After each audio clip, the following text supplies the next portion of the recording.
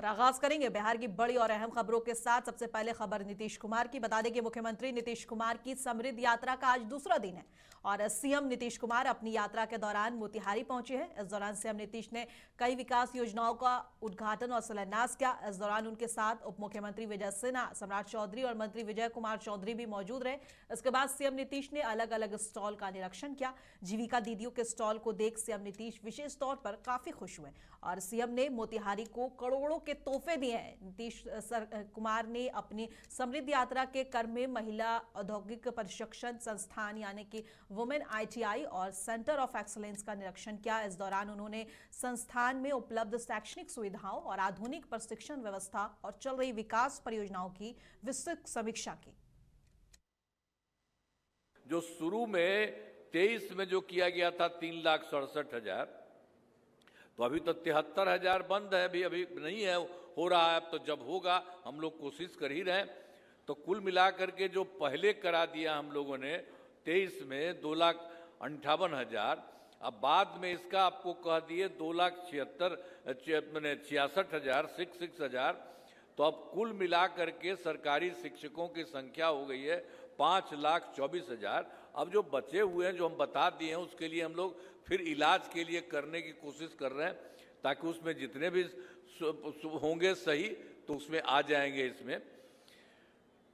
तो उसी तरह से अब सब तरह से काम किया गया है शिक्षा के क्षेत्र में।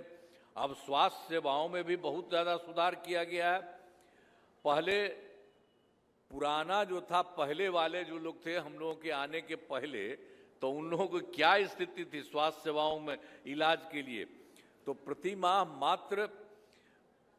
मात्र 39 मरीज ही आते थे।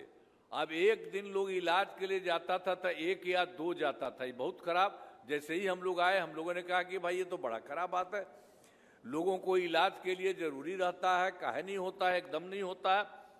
तो उसके लिए भी हम लोगों ने सब तरह से सारा का पूरा हम लोगों ने इन सब लोगों के लिए स्वास्थ्य के लिए काम किया है। और वर्ष 2006 से ही अस्पतालों में मुफ्त दवा और इलाज की पूरी व्यवस्था की गई। अब जान लीजिए, अब प्राथमिक स्वास्थ्य केंद्र में हर महीने औसतन 11,600 मरीज आते हैं। अब तो पहले तो ये सब तो हो ही रहा लोगों के फायदा, लेकिन पहले जितना देख लीजिए, पहले मात्र 6 मेडिकल कॉलेज थे, अब उसको भी हम लोगों ने बढ़ाया। तो उसके लिए तो तुरंत हो गया है, 12 हो गया है। अब उसके अलावे और हर जिले के लिए और काम हो रहा, 27 वाला का काम हो रहा, 27 का। और जदयू के पूर्व प्रदेश सचिव डॉक्टर चंदन यादव सहित कई नेताओं ने राष्ट्रीय लोक मोर्चा की सदस्यता ली है। पार्टी कार्यालय में हुए इस कार्यक्रम में बड़ी संख्या में आरएलएम के नेता और कार्यकर्ता मौजूद थे। इस पार्टी के संगठन विस्तार और जमीनी पकड़ मजबूत करने की दिशा में बड़ा कदम माना जा रहा है। बता दें कि राष्ट्रीय लोक मोर्चा यानी कि आरएलएम के राष्ट्रीय अध्यक्ष और राज्यसभा सांसद उपेंद्र कुशवाहा ने पटना स्थित पार्टी कार्यालय में आयोजित एक प्रेस कॉन्फ्रेंस के दौरान दल बदल और राजनीतिक उठापटक पर बेबाक टिप्पणी की। उन्होंने साफ किया कि उनकी पार्टी किसी को तोड़कर नहीं ला रही, बल्कि जो लोग अपनी पुरानी पार्टी छोड़कर आ रहे हैं वे अपनी मर्जी से और रालुमू के आरएलएम में शामिल हो रहे हैं। और उनके इस बयान को बिहार की मौजूदा राजनीतिक परिस्थितियों में बेहद अहम माना जा रहा है, जहां दलों के भीतर असंतोष और टूट की चर्चाएं लगातार सुर्खियों में बनी हुई हैं। जनता दल यूनाइटेड को पहले छोड़ चुके हैं, ऐसा नहीं कि हमने कहा कि जनता दल यूनाइटेड को डॉक्टर चंदन यादव जी पहले ही छोड़ चुके, इन्होंने इस्तीफा किया, उसके बाद हमसे इनका संपर्क हुआ। अब वहां क्यों छोड़ा नहीं छोड़ा यह तो इनका विषय है, लेकिन वहां से हमने जेडीयू से सीधे इनको नहीं लाया है, नहीं लिया है। जेडीयू को ही छोड़ चुके पहले ही, और छोड़ने के बाद जब हमसे संपर्क हुआ तो हमने कहा कि बिल्कुल ठीक है, आइए तो आ गए। भैया इस्तीफा करने के बाद हमसे संपर्क हुआ, अभी तो वहां से कहां से हमारी पार्टी या बाकी पार्टी में कौन कहां टूट रहा है या हमारी और उस पार्टी की जवाबदेही है, लेकिन टूटने के बाद वह कहां गया वह तो एक अलग विषय है ना। चलिए। उपेंद्र जी, एक सवाल ये है कि आरएसएस के 100 साल होने पर आपको निमंत्रण मिला है। आरएसएस के 100 साल होने पर आपको निमंत्रण मिला है, जिसको लेकर के सोशल मीडिया पर आपकी आलोचना हो रही है। लोग कह रहे हैं कि आप समाजवादी हैं या आप भी एक कोटा संघ का रखते हैं। भैया जौहर साहब जैसा समाजवादी कौन हुआ? आवश्यकता पड़ने पर राजनीति में दोस्ती होती है, और कहीं किसी के कार्यक्रम में कोई शामिल होकर कोई बात, हम लोग जाते हैं कहीं और हम लोगों की सभा में लोग भाषण सुनने आते हैं तो सब राष्ट्रीय लोग मोर्चा हो जाते हैं। और बिहार चुनाव में हार के 2 महीने बाद राष्ट्रीय जनता दल की समीक्षा शुरू हो चुकी है। इसको लेकर तेजस्वी यादव के नेतृत्व में पार्टी के शीर्ष नेताओं की बैठक शुक्रवार को भी हुई, और इस बीच लालू परिवार के भीतर से उठे एक पोस्ट ने सियासी हलकों में हलचल मचा दी। लालू प्रसाद यादव की बेटी रोहिणी आचार्य ने सोशल मीडिया पर ऐसा कटाक्ष किया जिसने तेजस्वी यादव की अध्यक्षता में हुई समीक्षा बैठक की दिशा और मंशा दोनों पर सवाल खड़े कर दिए। बता दें कि रोहिणी ने सोशल मीडिया पर पोस्ट करते हुए कहा कि समीक्षा का दिखावा करने से ज्यादा जरूरी खुद आत्ममंथन करने और जिम्मेदारी लेने की है। अपने इर्द गिर्द कब्जा जमाए बैठे चिन्हित गिद्धों को ठिकाने लगाने का साहस दिखाने के बाद ही किसी भी प्रकार की समीक्षा की सार्थकता साबित होगी। बाकी तो ये जो पब्लिक है ना, वो सब जानती है, जनता है और समझती है। उन्होंने ऐसा पोस्ट किया है।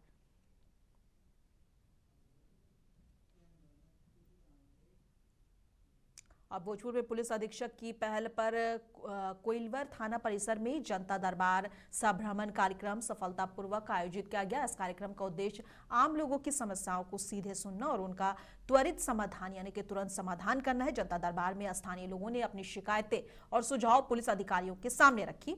पुलिस ने उन्हें विधि सम्मत कार्रवाई की जानकारी दी और जल्द समाधान का आश्वासन भी दिया है। कार्यक्रम के दौरान थाना क्षेत्र का भ्रमण भी किया गया, जिसमें सुरक्षा और कानून व्यवस्था की समीक्षा की गई।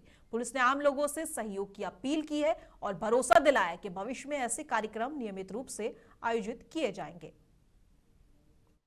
फरियादी आए हैं जिन्होंने कई सारे अपने केसेस में जो कारण से पेंडिंग है उसके बारे में बताया गया है। इस संबंध में तुरंत आईओ और एसएचओ एसडीपीओ भी यहाँ थे और उनको निर्देशित किया गया है कि जल्द से जल्द केसेस का डिस्पोज किया जाए। इसके साथ साथ ट्रैफिक से संबंधित बहुत सारे हम लोगों को सुझाव मिले हैं, उस पर भी हम लोग कार्य कर रहे हैं। और कई सारे और भी बिंदु प्राप्त हुए हैं कि कहाँ पर क्या समस्याएँ हैं, उसको लेकर के हम लोग विधिवत उसका नोट कर लिए और जल्द से जल्द उसके संबंध में निराकरण कराया जाए। ये कई सारे मामले जो कि ज़मीन संबंधी दखल कब्जा और इससे संबंधित था, उसमें विधिवत कार्रवाई के लिए जहां तक संभव हो पुलिस का जो रोल है ज़मीन संबंधी कार्य में, उसके तहत हम लोग कार्रवाई करेंगे।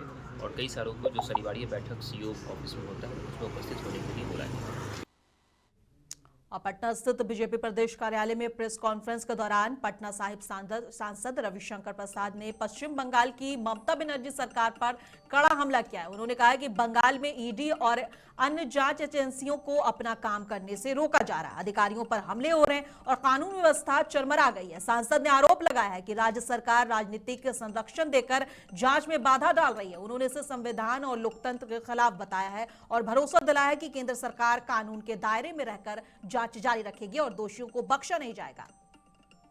पटना के अपने पत्रकार मित्रों को एक स्मरण में दिलाना चाहूंगा, बहुत लोगों को जानकारी होगी कि चारा घोटाले में लालू जी के खिलाफ कार्रवाई में हम लोग सक्रिय थे तो सीबीआई को रोज गाली पड़ते थे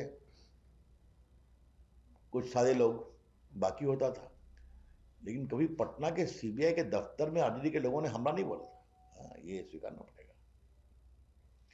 बाद में सजा हो गई, अलग बात है, उसकी चर्चा आज करने की जरूरत नहीं है।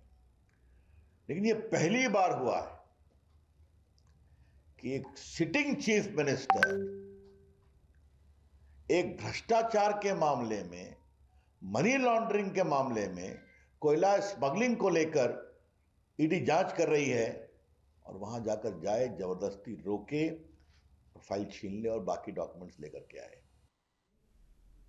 अब मधेपुरा की हिना खातून हत्याकांड में आरोपियों की गिरफ्तारी के बाद एएसपी परविंद्र भारती ने बयान पर अब विवाद खड़ा हो गया है। दरअसल प्रेस कॉन्फ्रेंस में एएसपी ने हत्या की वजह से हिना के घर बाहरी लोगों का आना जाना बताया था, जिससे पीड़ित परिवार और समाज में भारी नाराजगी है। लोगों का कहना है कि हिना एक विधवा महिला थी और पुलिस उनके चरित्र पर सवाल उठाकर मौत के बाद भी उन्हें बदनाम कर रही है।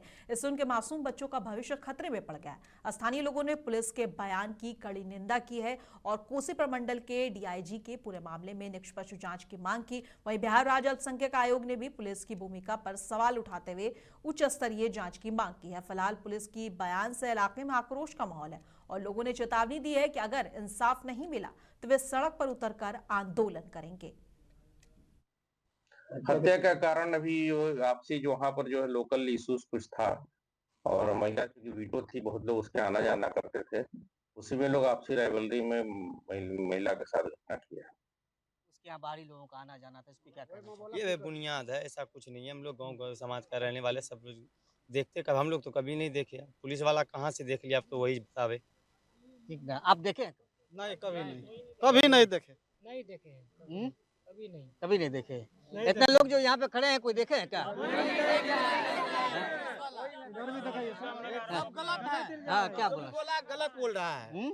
सब गलत बोल रहा है। आप पुलिस की बात को झूठा साबित एकदम झूठा साबित करते हैं। अभी तक कोई रिपोर्ट नहीं मिला है कि कैसे मारा, क्या हुआ नहीं हुआ, अभी तक कोई रिपोर्ट नहीं मिला है। सीबीआई को भेजा जाए और पूरा इसका छानबीन होना चाहिए और जो निर्दोष को फंसाता है वो गलत है।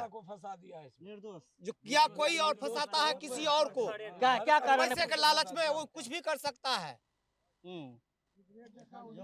अभी तक कोई रिपोर्ट क्या दिया गया है।